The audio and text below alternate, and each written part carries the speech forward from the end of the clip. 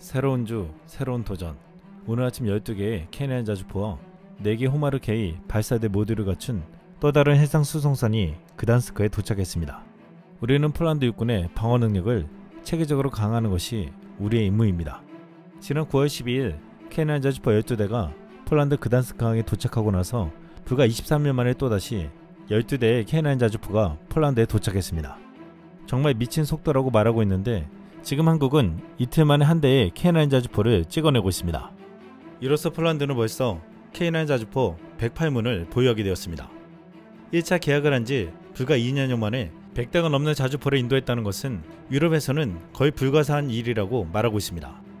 이번에 도착한 새로운 자주포가 폴란드 동부에 주둔하는 부대에 전달된다고 했는데 현재까지 마수리아 제1포병여단, 제14포병여단, 제18포병연대에 투입됐다고 했습니다.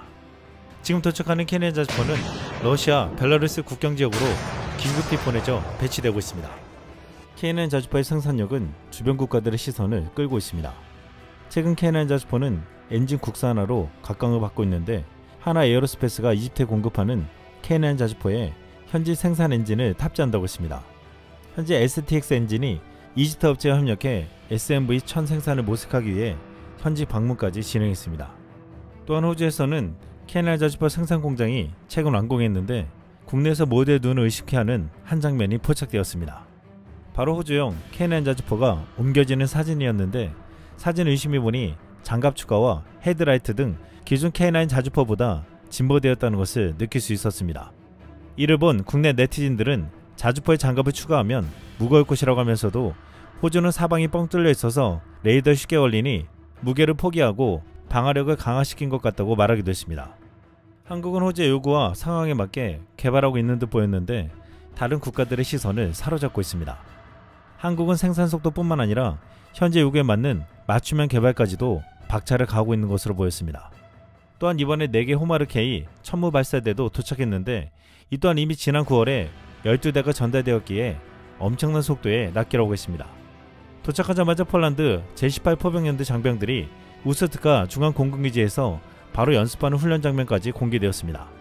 지난 9월 27일에는 다가오는 도전을 위해 호마르 K를 우스트카에서 기동훈련한다는 한 장면이 포착되었는데 러시아와 일전을 준비하면서 호마르 K는 가장 중요한 전력으로 여겨지고 있음을 보여주었습니다.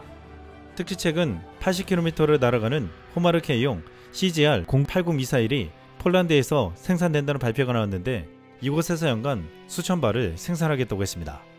하나는 이 공장을 유럽 내 무기체계 사용을 확대하려는 유럽 국가들의 방산 블록화에 대응하면서 나토 시장 공략을 위한 교두보로 삼겠다고 했습니다. K9 자주포는 지금 현재 전세계 점유율 1위이자 유럽 내에서도 한국산 무기 중에 가장 많이 도입된 무기이기에 이 탄약 공장의 존재는 유럽 진출에 엄청난 힘을 실어줄 것이라고 했습니다. 아시다시피 최근 한국은 호마르 K의 사거리 500km의 미사일 수출을 승인했기에 폴란드 입장에서는 호마르 K 유력이 갑자기 굉장하게 높아졌습니다. 또한 최근 하나는 폴란드 호마르 K의 지상 표적뿐만 아니라 함선을 공격할 수 있는 대함 탄도탄 통합을 제안했습니다. 이것은 국내 최초로 공개된 대함 탄도탄으로 러시아 함선을 상대하는데 굉장히 효과적일 것이라고 했습니다. 호마르 K에 대한 관심이 커지는 가운데 한국의 빠른 낚기는 더욱더 큰 신뢰감을 주고 있습니다. 아시다시피 폴란드는 우크라이나 전쟁 직후 천무를 대거 도입하면서 나토 동부전선에서 가장 위험한 곳으로 꼽히는 폴란드 북부 지역에 배치하겠다고 했습니다. 이곳에서 100km 이상 떨어진 지상 표적을 공격할 무기체계가 없다고 했는데 폴란드는 천무, 호마르 K로 러시아 위협을 원천 봉쇄하려 하고 있습니다. 디펜스 루마니아는 지난 10월 7일 신궁 K9 자주포 및 K2 전차가 다음 단계를 위해 얼음을 깨뜨립니다. 루마니아가 한국에서 기회를 놓칠 수 없는 이유라는 제목의 기사를 게재했습니다. 최근 한국에 신궁이 도입되었고 K9 자주포 54대를 계약하고 공장 건설까지 약속받으면서 한국 기업들은 루마니아에 대규모 투자를 하고 매우 장기적인 관계를 구축하기를 원한다고 했습니다. 디펜스 루마니아는 이같이 국방 분야에서 확고한 관계를 유지하는 것 외에도 루마니아의 아킬레스건인 인프라 개발과 에너지 부문에서도 큰 기회가 있다고 했습니다. 또한 한국은 루마니아의 인프라 구축을 해주겠다고 하면서 우크라이나와 국경이 가장 넓은 루마니아와 우크라이나 재건과 관련해 허브가 될 수 있게 해준다고 했습니다. 한국은 동유럽, 특히 루마니아에 관심이 크다고 했는데 루마니아 입장에서는 이것을 절대 놓치면 안 된다고 말했습니다. 한국은 이미 체코와의 원자력 발전소를 기반으로 파트너십을 맺고 있기에 루마니아 입장에서는 이 같은 한국과 협력을 추구해야 한다는 것이었습니다. 그러면서 한국은 무기뿐만 아니라 자동차, 선박, 반도체 등 세계 5위의 제조업을 갖춘 생산국이라고 했습니다. 한국의 이렇게 강력한 능력이 짧은 시간 내에 기술을 개발하고 생산하고 수출할 수 있게 만든다고 했습니다. 루마니아는 지난 5월 현대로템의 K2 전차 시험을 성공적으로 치렀는데 올해 안에 또다시 테스트를 예정하고 있습니다. 이번에는 루마니아의 특정 작전 상황과 환경 조건에 얼마나 잘 적응한지를 본다고 했습니다. 이는 이미 노르웨이의 극한의 추위에서 기동하는 모습을 다시 한번 루마니아의 추위와 지형에서 시험해보려는 것으로 보이고 있습니다. 또한 지금 아르메니아도 산악지형에 적합한 한국의 K2 전차 도입을 원하고 있는 것으로 알려지고 있습니다. 글로벌 군사 매체 아미 레코그니션은 지난 7일 이 내용을 보도했습니다.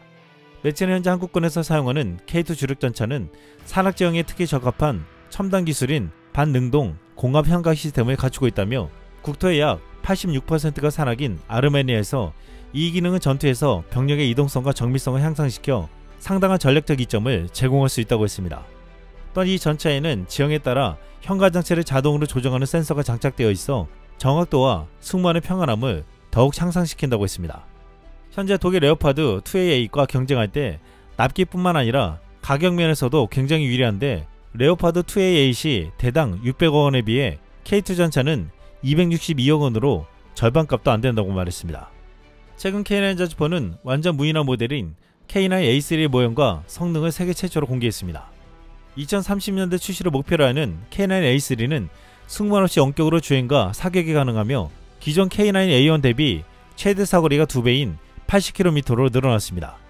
또한 궤도 대신 바퀴를 채택해 기동성까지 향상시켰습니다. 이미 세계 1위의 자리를 차지하고 있지만 앞으로도 시장 점유율을 완벽하게 지키겠다는 전략입니다. 최근 한국의 방사는 유례없는 호재를 맞고 있습니다. 러시아 우크라이나 전쟁, 이란과 이스라엘의 전면전 등 최근 전쟁 양상이 재래식 무기에 좌우되고 있습니다. 이제 전 세계에서 평화시대가 저문다는 우려가 고개를 들며 국방비 강화가 추세가 되고 있습니다. 그러면서 방산 수요가 재래식 무기에 연계가 되고 있고 그 수요를 충족시킬 수 있는 국가가 몇 개 안 되는데 대량 생산, 빠른 납기에서 경쟁력을 자랑하는 국가는 한국이 유일합니다. 또한 시장이 커지면서 요구하는 점들이 많아지는데 그런 요구 상황을 적절한 가격에 맞출 수 있는 능력을 갖춘 나라는 한국을 빼면 찾아볼 수 없다고 말하고 있습니다. 한국은 빠른 납기뿐만 아니라 신속한 총알 배송으로도 인정받고 있는데 최근 배로 운반되는 K2 전차, K9 자주포뿐만 아니라 항공기로 운반되는 T-50 전투기가 포착되었습니다. CJ 대한통운이 T-50 TH 전투기 2대를 태국으로 운송하는 장면이었는데 전투기는 동체와 날개, 수직 꼬리 날개, 엔진 등 4개 부분으로 분해되어 항공기로 옮겨지고 있었습니다. 전투기 육상 운송 시 무진동 트레일러와 특수 방수 덮개를 사용하고 항공 운송 시에는 고강도 탄성 벨트로 고정한다고 했습니다. 그런데 전투기이지만 직접 날아가지 않고 항공기에 실어서 배송하는 것을 의아하게 생각하는 이들이 많았습니다. 그 이유는 스스로 날아가면 중간에 연료도 넣어야 하고 다른 나라 영공에 진입하는데 허가가 까다롭기 때문이라고 했습니다. 이 소식을 듣고 국내 네티즌들은 전문가들도 잘 모르는 이유를 이렇게 말했습니다.